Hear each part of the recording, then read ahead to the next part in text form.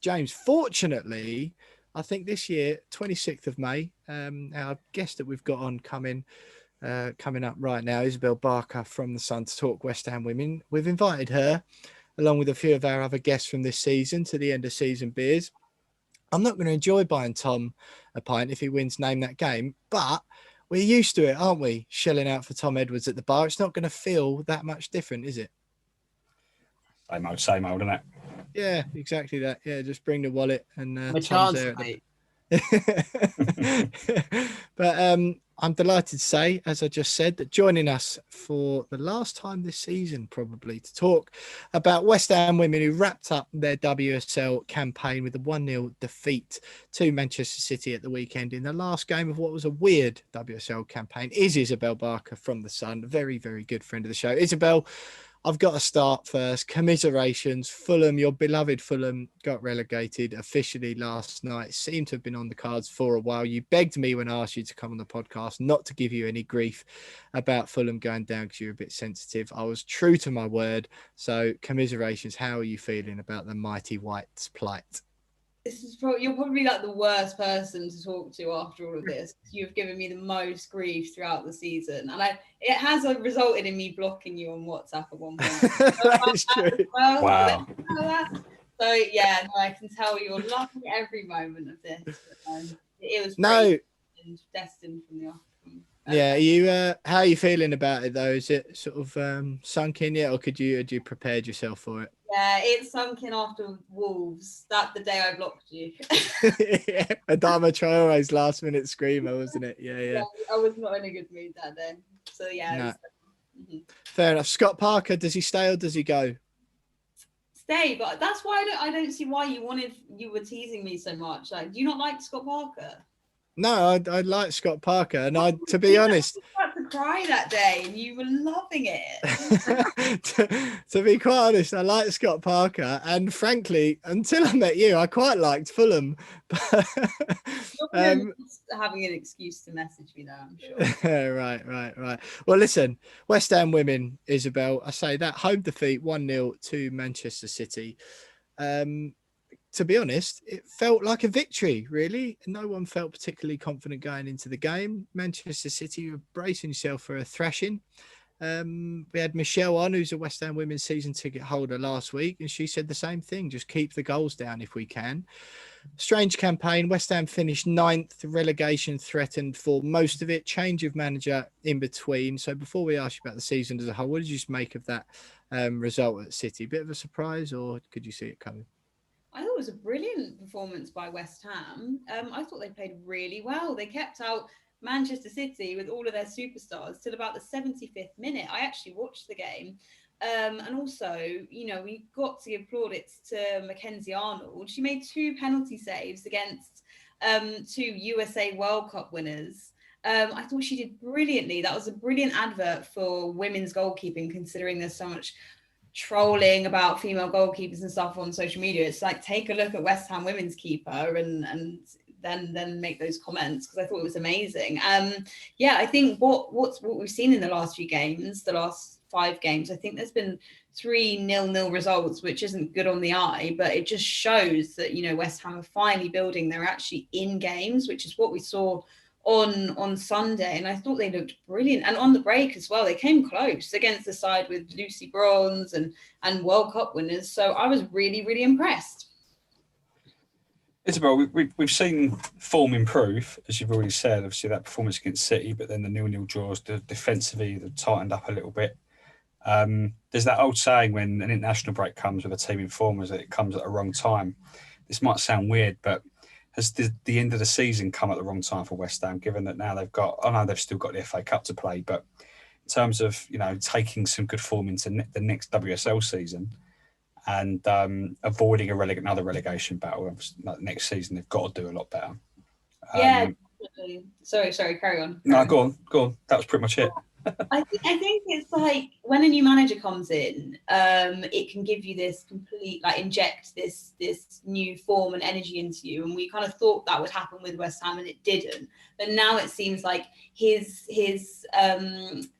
style is coming into fruition, and he's getting a response out of his players, because no one really knew that much about him. So I don't know if people knew what to expect. A lot of kind of experts on the WSL didn't really know what to expect, and he wasn't one of the front runners, I guess, to take over. But it seems like it is kind of falling into place now, and they've got some really good players. Like Sissoko was outstanding against Manchester City, and she's a fairly new face. So players like that are obviously kind of gelling in the dressing room now. So if they can continue that to next season and alongside their managers' plans, then I think it's going to look on the up for West Ham. Isabelle, last summer we signed God knows how many players, and we lost a lot as well. Should we expect an equally tremuncula, whatever the word is, equally interesting window? I tried to go. What mean? I don't even know. That, Tom. I had to try to go for it. I saw Will in my screen, and I thought, not today. Is it going to be an interesting window? Basically, should we see a lot of business done yet again? Yeah. So West Ham actually signed a player yesterday, Yalop. I hope I'm pronouncing that right. 29-year-old midfielder. I believe she knows Oli Harder from his last club, Klep. I'm not actually sure where that club is from, but Australian she is, isn't she? Yeah. So he obviously knows her well, and I guess she's another player that I don't know super well, but I think it's like if he's bringing in players that he gels with, then that's good for the side, because obviously it's taken him a while to get to grips with some of the players, and obviously we saw players leave kind of not because he came in, but because they had such a big relationship with Matt Beard, that some players didn't kind of like Ollie's style, like Cho, Alicia Lehmann. They all kind of left because they were a bit of a mismatch with Ollie. So it's nice that he's brought in a familiar face, and maybe I guess we'll see that. And I guess with the WSL TV deal for next season, and how competitive and exciting it is, and they've actually stayed in the league, that so many players from other leagues are going to be, jumping at the chance to come over to the English top flight and play for West Ham. Yeah, that's huge. I'm really looking forward to that next season with the WSL on Sky. Yeah, obviously West Ham have got a strong Australian contingent anyway. Mackenzie Arnold, as you've mentioned, Emily Van Egmond, Tamika Yallop coming into that. So there's hope that those players will certainly be able to help her settle in fairly quickly. And I think you're spot on. There was quite a lot of condemnation when Alicia Lehmann left on loan to Everton. Still yet to be confirmed, I believe, what she's going to do for next season, but it doesn't really seem like she's got a future at West Ham. Will you expect to see her leave over the summer? Yeah, I'd say so. I think the big thing for Everton is spot in Europe, because obviously the places have extended to 3, not just 2. So, it's more likely for kind of clubs out of that Chelsea, Arsenal, Man City to actually get a spot in Europe now, which is unreal. And, we've got Chelsea in the final this year, and they could win it in England. Only the second English club to do that. So that's going to really give some players like Alicia Lehmann, who could be playing Champions League football, that kind of hunger to get a spot in Europe. So I don't necessarily know if West Ham are in the best position to be fighting for a spot in Europe next season. So maybe she's going to want to stay at Everton, where they've got a great chance. Absolutely. Well, look, you mentioned it there. Ellen White scored for Manchester City at the weekend. Just that narrow 1-0 win. Well, we travel up to Manchester City this weekend in the FA Cup 4th round. That's away Sunday afternoon, 2 p.m. kickoff. Is there any hope? I think we are guilty on the podcast of talking as if, the last 2 games, once relegation was done, 2 more defeats against Manchester City to get out there, and then off the summer holiday to regroup. Was that perhaps a bit premature in the wrong way to think, or can you see another defeat to City at the weekend in the Cup?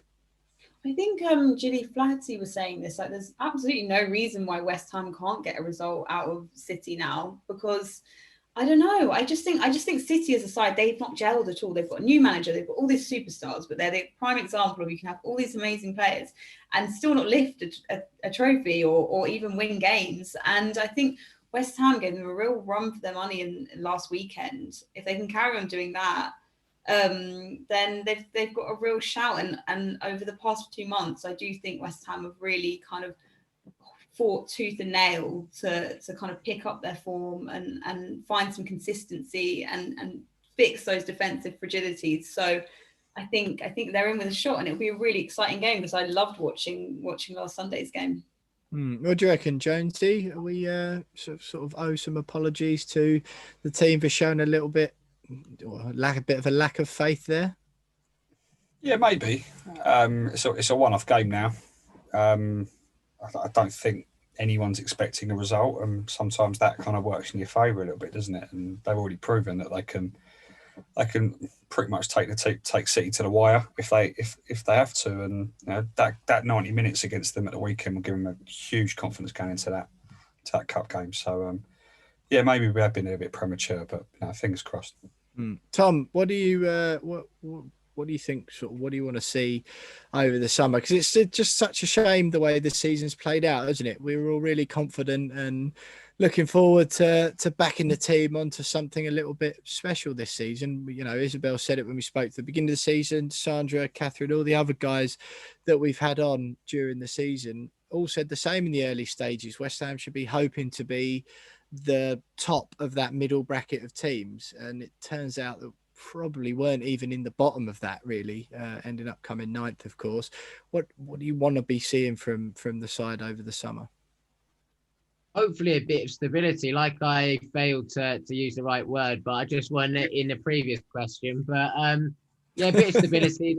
The same name sticking around and building on the clean sheets that the girls have got in the last few weeks. I think that's the thing we were missing all season until these last few months, which have ultimately kept us up. And it is that back four who have kept us up, and hopefully work around that and then try and add a striker, because I think we've been a bit shy of goals. I know Van Egmond has had her moments this season, but we have struggled. We've been a bit goal shy, so maybe get a striker in and build around that solid back four who started to come through in these last few weeks. Absolutely. Isabelle, we'd just like to say, first of all, thanks so much for all the time you've given us on the podcast this season. I know we give you a bit of a hard time, but you've been absolutely brilliant in making our coverage and our reviews of the West Ham women team loads better. So we do really appreciate that. So wanted to just say some nice words to you in amongst all the grilling. But it's we do hope, of course, to see you in 15 days' time. It is now, Tom. I can tell you're excited for it. Just that nice little pub on the river, and I promise we won't give you a hard time about Fulham going down. But just before we let you go for the last time this season, what do you expect, and what do you think it's reasonable to expect from West Ham for next year? I know that seems like such a way off, or do you think it all depends on the activity in the summer? Well, I think it's kind of shown that it doesn't depend on the activity in the summer. I think they've got to do something like Brighton and just build and kind of look to getting a kind of record finish in the table if they can. Because as I was saying, City, teams like that have got so many brilliant players and not done anything with it. And like West Ham did. So I think they just need to get, they just need to get that consistency from their new manager and gel and be really cohesive. And then they've got a shot at getting a record finish. But I just think Europe's really unlikely now. We all kind of predicted it last season and it didn't happen. So it's more about just being a stable side and not being relegated. Yeah, absolutely. Well, look, we're looking forward to getting to a few games ourselves. Now fans will be allowed back in. They'll, of course, be on the TV with the new Sky deal. So that will be great as well. We'll see a lot more of West Ham women next season. And fingers crossed, Oli Harder's the man. Bit of stability as his time over the summer to really get his message across. And we see bigger and better from the West Ham women next season. Isabelle, we hope to see you next season as well. We hope to see you in a couple of weeks in the flesh. You've been absolutely brilliant this year. It's been a pleasure having you on. We are very sorry, I think, that Fulham got relegated, but what are you going to do? Fingers crossed that you'll be back next season. Fingers crossed it will be a big one for West Ham women. Stay with